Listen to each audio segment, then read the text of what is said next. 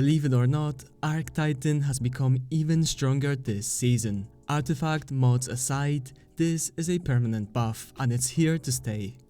With this setup, you will literally be able to maintain 2 and sometimes even 3 empowered pulse grenades at the same time, making the completion of Grandmasters a piece of cake.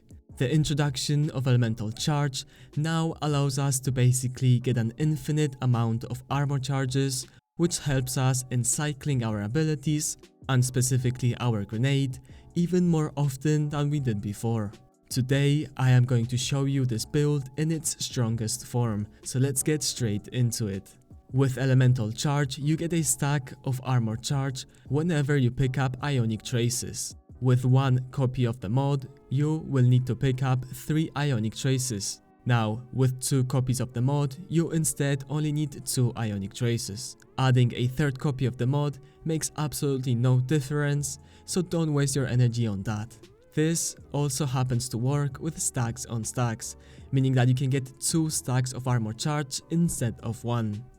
Now, Arc is clearly the subclass that benefits the most from this mod, thanks to the fact that we can generate an infinite amount of Ionic Traces very easily with aspects and fragments such as Touch of Thunder, Spark of Ions, and Spark of Discharge.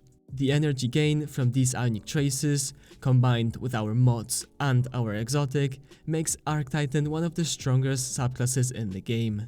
Our exotic of choice is Heart of Inmost Light, which is still extremely strong even after all the nerfs. I have also tried Armamentarium, but I find that Hoyle gives a much smoother experience by increasing the recharge rate of our abilities as well as the damage that they deal, allowing our grenades to nuke targets even in Grandmasters. Hoyle empowers our abilities when we use them, meaning that once you pop your barricade, you will get your grenade and melee empowered. This buff can stack up to 2 times, further increasing the damage and recharge rate of our abilities. The key to using this exotic is to always try to keep our grenade empowered, that way it benefits from the increased recharge rate as much as possible. The way we are going to achieve this is by starting the rotation with our grenade, followed by our thruster, and then our melee. Keep in mind that thanks to our aspect knockout, we are also able to get the empowered buff by simply punching enemies while amplified. This will also heal you up, so if you are ever low on health, remember that meleeing an enemy will start your health regeneration. Lastly, we have our mods, which play a huge role when it comes to smoothly cycling between our abilities, even in the hardest content the game has to offer. Mods such as Bomber and Outreach will provide us with grenade and melee energy every time we use our class ability.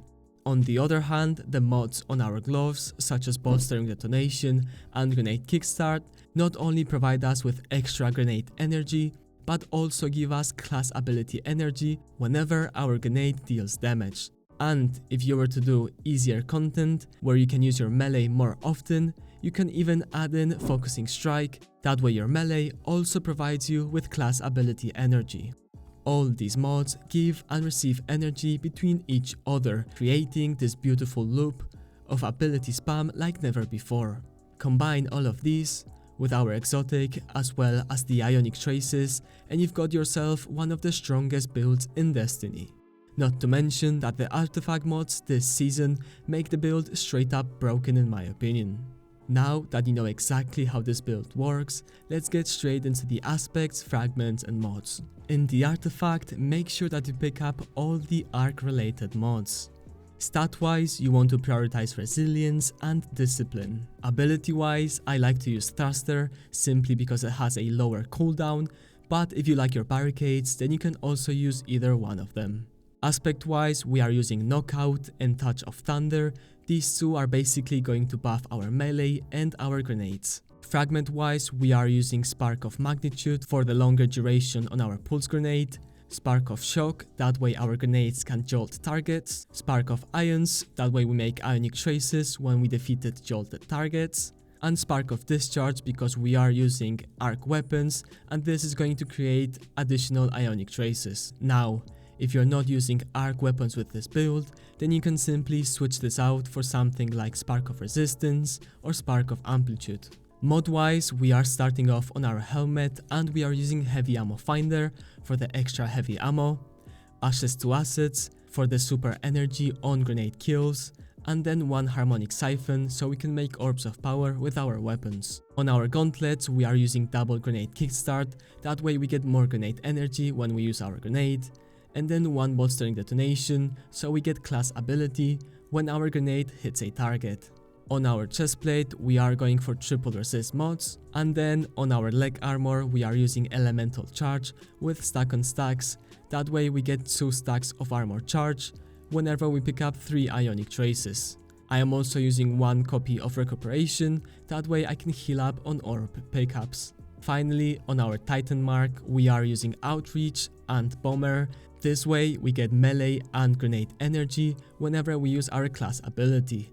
And since we are going to be using our class ability 24/7, we are also using Reaper so we can generate extra orbs of power. Weapon wise, I love to use Thunderlord with this build simply because this creates so many ionic traces and is an extremely good weapon for AD clear as well as boss DPS even in Grandmasters. Not to mention that it also takes care of overloads for free. When playing this build, the positioning of your grenade is extremely important.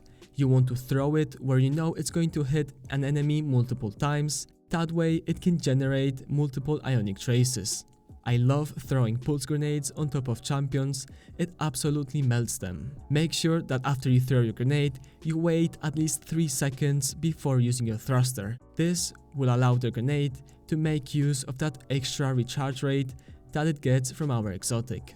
Don't be afraid to use your melee when you're low in health, because it will heal you up if you manage to kill an enemy with it.